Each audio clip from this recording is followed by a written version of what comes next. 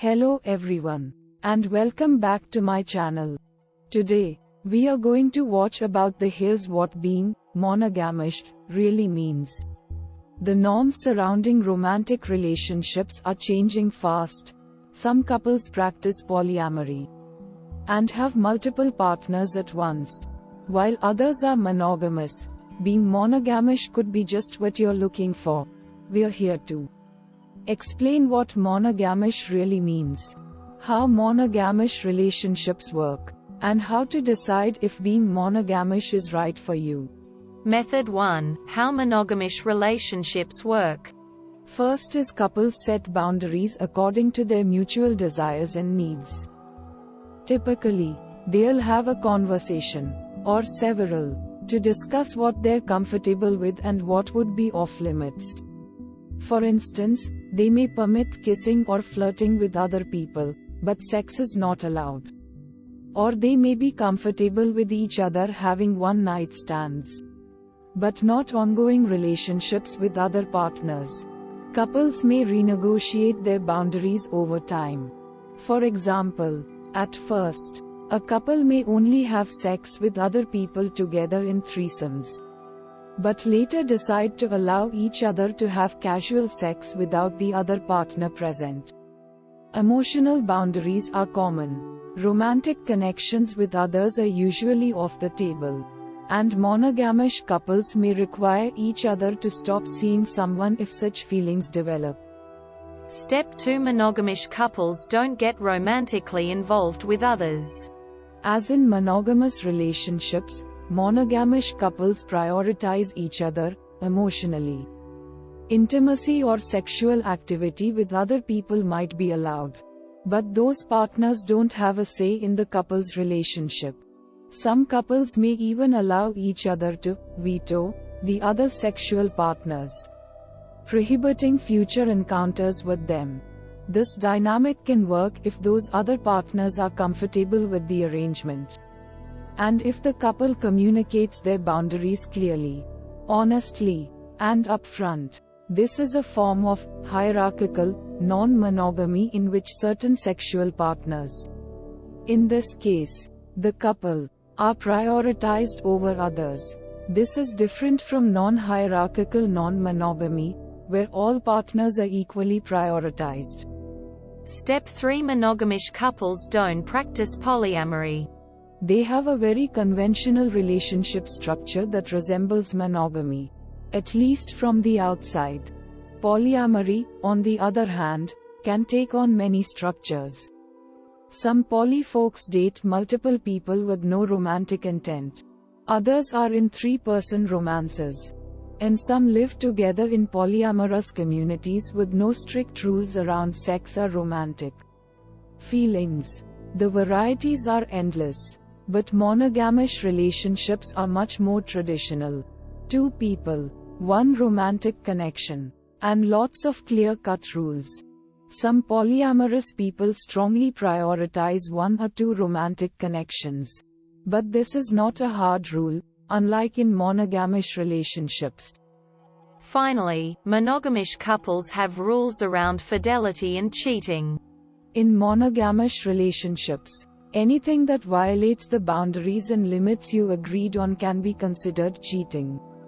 This could include going on a date with a new person without consulting your spouse. Or it could involve having unprotected sex with someone when your boundaries require you to always use protection. As in monogamy, cheating can damage a monogamish relationship and endanger someone's health by increasing the risk of STIs or unwanted pregnancy. Method 2. Signs a monogamish relationship is right for you. First is you value emotional commitment but still want sexual freedom. You want, or already have, one true love. You may even want to get married, or at least spend your life with someone. But you enjoy sex with new partners and wouldn't be happy giving that up. If you're bisexual or pansexual, a monogamish relationship can also allow you to have sexual encounters with someone of a different gender than your partners. Step 2. You're confident that monogamy is not for you. Maybe you've always known. Or maybe you've been monogamous for years, and you just can't do it anymore. Whatever the case, you know you want something different, and you're ready to give it a try. If you've been in non-monogamous relationships before, you may already know from experience that it works for you. Step 3. You don't want multiple, close romantic partners at once. You know that polyamory works for some people, and you're fine with that. But having multiple romantic relationships at once just doesn't interest you. On the other hand, having one love suits you just fine. If you do in fact want multiple romantic relationships, consider trying polyamory instead. Step 4. You're comfortable with setting boundaries. You understand your own needs, worries, and desires, and you're willing to ask your partner to respect them. You're comfortable with negotiating and setting limits on the kinds of intimacy that are allowed.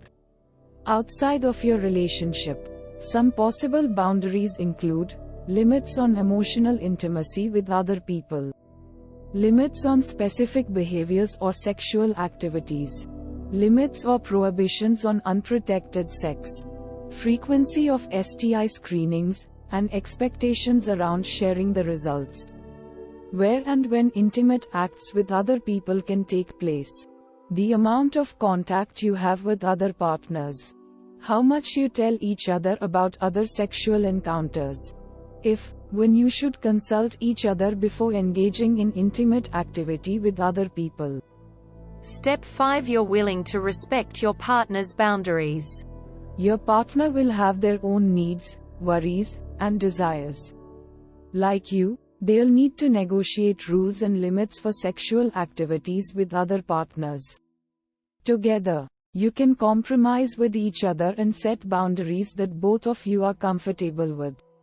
Navigating disagreements and differing needs is a part of any relationship, but it's especially important for setting boundaries.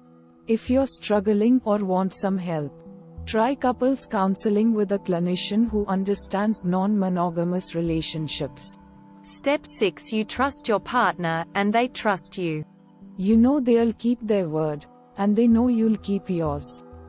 You trust each other to respect your boundaries even when the other is not present. You trust each other to maintain the emotional connection you share, even as you explore your sexualities with other people. Trust is absolutely essential when it comes to safe sex. Like all non-monogamous people, monogamish couples are at a higher risk of contracting and transmitting STIs.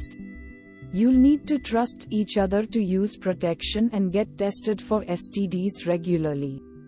Step 7. Jealousy is not a huge problem for you. Sure, you get jealous sometimes. For instance, maybe you don't like being ignored during a threesome. But you can work through those feelings and express them calmly. You can advocate for your own needs. But you also recognize when your jealousy isn't healthy. And you're able to overcome jealousy or let it go. As always, talking to your partner about jealousy is essential. Remember that they'll need to navigate their own jealousy too. Step 8. You and your partner have a healthy relationship. All couples have ups and downs. But you always work through conflicts and listen to each other's needs. You both feel that your relationship is strong. And you're confident that you can overcome challenges as they arise. Being monogamish won't fix a relationship. If you and your partner are not in a good place, becoming monogamish could add stressor and make things harder. Finally, you're comfortable with the risks. You know there's no way to predict how your relationship will adjust to becoming monogamish. But you're okay with that. You also understand the risks of STIs and pregnancy, if the latter applies in your case. You know that some people will disapprove of your choice if they find out. Nonetheless, you're willing to take a chance and do what's right for yourself. Some risks to consider include social stigma surrounding non-monogamy, the possibility that you or your partner might regret becoming monogamish, or may want to revert to monogamy, difficulties in finding new sexual partners, or finding people who are attracted to both of you. Risk of STIs, contracting or transmitting. Risk of pregnancy, if applicable. Risk of developing romantic feelings for others. We hope it is useful to you. Please subscribe to our channel.